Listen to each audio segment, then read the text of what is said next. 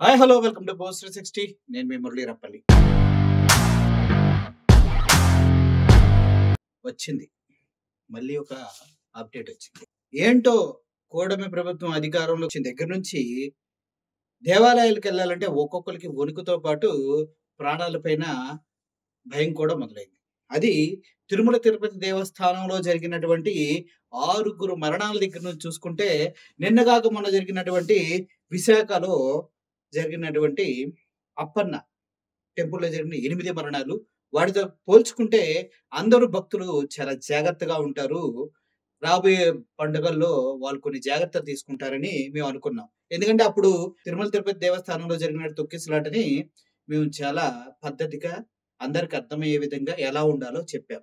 ఆ తర్వాత సింహాచలం అప్పన్న స్వామి టెంపుల్‌లో రిటైరింగ్ వాళ్ళు కూలి 8 మంది చనిపోతే అప్పుడు కూడా గట్టిగానే చెప్పాం.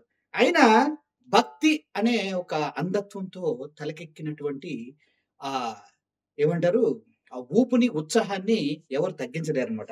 అయితే ఈరోజు ఒక ప్రత్యేకమైన రోజు. అదేంటో మరి ప్రత్యేకమైన రోజు ఏకాదశి రోజే వస్తది. ఏకాదశి రోజే ఇటువంటి దారుణాలు, అనర్థాలు జరుగుతూనే ఉంటాయి. ఇప్పుడు కొత్తగా చెప్పేదేముంది? యాజ్ యూజువల్ కూటమి ప్రభుత్వం నిర్లక్ష్య పాలన అనాలా? లేదంటే అక్కడ ఉన్నటువంటి అధికారుల యొక్క చేతకానితనం అనాలా? లేదంటే ఎంతమందొస్తే అన్ని డబ్బులొస్తాయి అని దేవాదాయ శాఖ అత్యాశ అనొచ్చా? లేదంటే ప్రజల యొక్క మూఢనమ్మకం అనొచ్చా? మూఢనమ్మకం అనడానికి ఏముంది? నమ్మకం అనుకోండి. ఆ! ఇప్పుడు వరసి కేవలం అంటే కేవలం 3000 మంది వెళ్ళగలిగి అక్కడ పూజ చేయగలిగిన ప్రాంతంలో 25,000 మంది జనం వచ్చారు. 25,000 మంది జనం వస్తే ఎక్కడి నుంచి వాళ్ళకి అకామిడేట్ చేయాలి? వాళ్ళకి ప్లేస్ ఎక్కడివ్వాలి? అసలు ఆళ్ళ సామర్థ్యమే మొత్తం 3000 అయినప్పుడు 25,000 మందొస్తే ఎవడైనా ఎలా వాళ్ళని కంట్రోల్ చేస్తారు? అంటే ఈ ఏకాదశి రోజు ఇంతమందొస్తారని కనీసం అంచనా కూడా వేయలేని ప్రభుత్వానిది చేతకానితనం కాదా?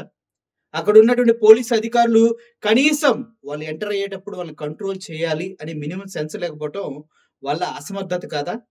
ఇంతమంది వస్తున్నారు అని తెలుసుకోలేని దేవాదాయ శాఖ ఉంటే ఏంటి? పోతే ఏంటి?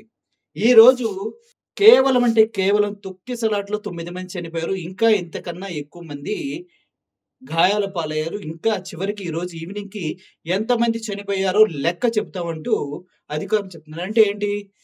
లెక్కకు మించిన చావులు అక్కడ అయ్యే అవకాశం ఉంది. హ్మ్. ఒక వ్యక్తి ఎన్నో ఆశలతో దేవుడి సన్నిధిలోకెళ్ళి వారు వాళ్ళ మొక్కులు గాని, వాళ్ళు చేయవలసినవి కానీ తీర్చుకోవాలనుకున్నప్పుడు ఇటువంటి దుర్ఘటనలు కంటిన్యూయస్‌గా వరుసపెట్టి తిరుమల తిరుపతి దేవస్థానంలో సేమ్ జరిగింది. సింహాచలం అప్పన్న స్వామి టెంపుల్‌లో సేమ్ జరిగింది. తిరుపతిలో 6 చనిపోతే అప్పన్న స్వామి దగ్గర 8 మంది చనిపోయారు. ఇక్కడ 9 మంది. లెక్క పెరుగుతుంది గానీ తగ్గట్లేదు. కారణం ఏంటి? కారణం ఏంటి? ఏమనంటే మేము అన్ని జాగ్రత్తలు తీసుకున్నాం. మా మంత్రులంతా 7-8 మంది అక్కడే రోజుల తరబడి కాపలా కాస్తున్నాం. దానికి సంబంధించిన సెక్యూరిటీ, దానికి సంబంధించిన మొత్తం ఏర్పాటు చేసాం. సీసీ కెమెరాలు పెట్టాం. అది ఇది అని చెప్తూ ఉంటారు. అటువంటప్పుడు కనీసం ఆడవారికి, మగవారికి ప్రత్యేకమైనటువంటి లైన్స్ పెట్టాలని సెన్స్ కూడా లేని ఈ గవర్నమెంట్‌ని ఏ చెప్పుతో కొట్టాలో మీరే చెప్పండి. ఎందుకంటే అంత ఈజీ కాదు కదా! అంత ఈజీ కాదు కదా! ఇక్కడ మీరు చూసినట్లయితే స్టెప్స్ వైస్ ఒక ఖాళీ నడక మార్గం అనేది ఉంది. ఓకే. ఈ మార్గంలో ఈ రైలింగ్ ఉంది. ఇది ఎంత హైట్ ఉందో చూడాల్సి వస్తుంది. చూస్తూ ఉన్నారా? ఆ ఆర్తనాదాలు, ఆ చావు కేకలు వింటూ ఉన్నారా లేదా? ఇక్కడ మహిళలు ఆల్రెడీ పడిపోయి కొట్టుమిట్టాడుతూ ఉంటే దైవ భక్తితో ఒళ్ళంతా నిండిపోయినటువంటి వ్యక్తులు కాళ్ళ కింద ఏం పడితే నాకెందుకు, నేను దేవుణ్ణి చూడాలనుకునేవారు కనీసం మానవత్వం అనేది లేకుండా మనుషుల్ని జంతువులు తొక్కుకుంటూ దేవుడి దగ్గరికి వెళ్తూ ఉన్నారు. అది ఇక్కడ హైలైట్ ఏంటంటే మనుషులు కింద పడిన మనుషుల్ని రాక్షసుల్లా తొక్కుంటూ దేవుని దర్శనానికి వెళ్తున్నారు చూడండి. అది హైలైట్ ఇక్కడ. ఈ హైలైట్ ని ఈ ఆర్తనాదాల్లో మీకు వినిపిస్తున్నా ఒకసారి వినండి. ఏంటిది? ఇక్కడ చూడండి ఇటు పైకి ఎక్కుతున్నాడు చూడండి. అదే భక్తికైనా ఒక లిమిట్ ఉంటదిరా. ఏంటిది? ఎంతమంది ఆడవాళ్ళుంటే ఎవరి భుజాల మీద ఈడు ఎక్కి పైకెక్కాడో చూస్తారు. ఇటువంటి మృగాలు భక్తుల పేరు చెప్పుకొని ప్రాణాలు తీస్తూ ఉంటే అసలు ఏం చేయాలి మనం? సజీవంగా మృత్యువాత పడ్డారంటే ఈ తొక్కేస్తున్నారు చూడండి. వీళ్ళ భక్తిని ఎవరు తప్పడతానికి లేదా, ఈ అంధభక్తి అంటారు. చూడండి ఎలా ఎలా వీళ్ళు కిక్కిరిసిపోయినా కూడా ఏదో ఎప్పుడు లేనిది దేవుడు కొత్తగా ఏదో చేస్తాడని వీళ్ళకి ఆశ కలగటం తప్పు కాదు. కానీ ఆ ఆశ అత్యాశ అయి మూఢనమ్మకంగా మారి ప్రాణాలు చూడడంలోని వీళ్ళు కొబ్బరికాయలు పువ్వులు ఏంటన్నా ఇది? ప్రజలందరికీ నాదొకటే విజ్ఞప్తి అండ్ అధికారులకు కూడా నాదొకటే విజ్ఞప్తి. అయ్యా, మీ దేవాదాయ శాఖకు రావాల్సిన డబ్బులు ఎప్పటికప్పుడు కానుకల రూపంలో, గిఫ్టుల రూపంలో ప్రజలు ఇస్తూనే ఉన్నారు. అంతేకాదు ఎప్పటికప్పుడు పండుగలు వస్తున్నాయన్న సమాచారం మీ దగ్గర ముందు ఉంది. అయినా కూడా మీరు కూసింత కూడా ఆలోచించకుండా, ఎలర్ట్ గా లేకుండా, సరైన సదుపాయాలు కల్పించకుండా ఆడవారిని మగవారిని ఏదో బందెర తోటలో జంతువులు తోలినట్టు ఒకే లైన్ లో తోలేసి చివరికి వాళ్ళ ప్రాణాలు గాలిలో కలిసిపోయి దేవుని సన్నిధిలో గాలిలో కలిసిపోవడానికి మార్గాలు చూపుతున్న మీ రాజకీయ కుశలతకి, అదేవిధంగా మీ స్ట్రాటజీస్ కి, మీ యొక్క అసలు వేగురతకి, మీ యొక్క నిబద్ధతకి, మీ యొక్క చేతగానితనానికి హ్యాట్స్ ఆఫ్ చేయక తప్పదు. ఎందుకంటే నిన్న నేడు రేపు కరెక్ట్గా చూసుకోండి, 3 పండుగలు మంచి వచ్చినాయి. 3 టెంపుల్స్ లో 3 దారుణమైనటువంటి మారణ హోమాలు జరిగాయి.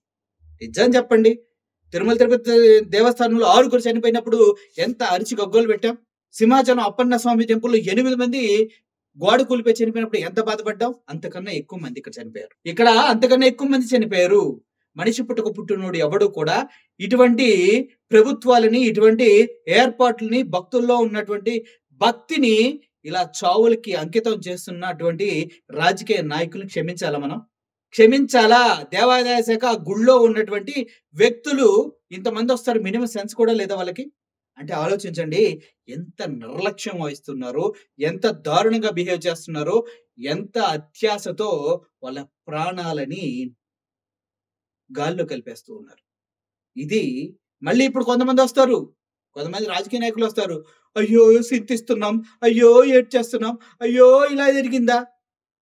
అలా జరిగిందని ముందు తెలియకపోవటమే నీ చేతకానితనం, నీ పనికిమాలినతనం, నువ్వు ఆ పదవికి అనర్హుడు అని చెప్పే గట్టి నిదర్శనాలు. అర్థమవుతుంది కదా? ఇప్పుడు మళ్ళీ కొంతమంది వచ్చి దేవుడి సన్నిధిలో చచ్చిపోతే మంచిదే, వాళ్ళు దేవుడి దగ్గరికి వెళ్తారు. నువ్వు కూడా చచ్చిపో. మరి ఈ సోది కబుర్లు చెప్పాడు, నువ్వు కూడా వెళ్ళి దేవుడి సన్నిధిలో చచ్చిపో. ఉపవాసాలు ఉండి ఆకలితో అల్లమటిస్తూ దేవుని దగ్గరికి పవిత్రంగా వెళ్తూ ఉన్న వారిని కనీసం వాళ్ళకి బలం కూడా ఉండదు, సరిగ్గా తినలేదు కాబట్టి. ఉపవాసం ఉన్న వాళ్ళని వాళ్ళు ఉపవాస దీక్షలోనే నిరంకుశంగా చంపేసినట్టు. అర్థం చేసుకోవాలి. భక్తి వెర్రితలలో వేయొద్దు. ఇంట్లో ఉన్న మన దేవుడు కూడా మన దేవుడే, బయట వీధి చివరున్న దేవుడు కూడా దేవుడే. దానికోసం ఎక్కడికో వెళ్ళి అక్కడ మీ మరణశాసనాలు మీరే లిఖించుకోకండి. దయచేసి దేవుడు సర్వాంతర్యామి, ఇందుగలడు అందులేడు సందేహమే లేదన్నప్పుడు నువ్వు ఎందెందు వెతకాలో అందందు వెతకకుండా ఎక్కడ పడితే అక్కడికి వెళ్ళి ఇక్కడే ఉంటాడని ఒక మూఢనమ్మకం చూడు, దాన్ని తుంచేయండి. ఫస్ట్ ఈ రోజు ఇదే చేస్తే ఇదే జరిగిద్దే. ఫస్ట్ నీ మనసుని పరిశుద్ధంగా, పవిత్రంగా, ఎదుటివాడికి హాని కలిగించకుండా ఉంచుకుంటే నీ హృదయమే దేవాలయం. అది కూడా తెలియని మూర్ఖులు ఎంతో మంది అంధభక్తితో ఇలా ఆకాశానికి ఎటెటో వెళ్ళిపోతున్నారు ప్రాణాలు వదిలి. అటువంటి రోజులు మున్ముందైనా వస్తాయని ఆశతో ప్రతి ఒక్కరూ దేవుడంటే మనతో ఉన్నవాడు ఈ గాలిలో సర్వాంతరయమని నమ్మిన రోజున ఇటువంటి దారుణ మరణాలు, తొక్కిసలాట్లో పోతున్న అభాగ్యుల ప్రాణాలకి విముక్తి కలుగుతుందని నమ్ముతూ సెలవు తీసుకున్నా. Thank you for watching this video. Murali signing off. Thank you so much.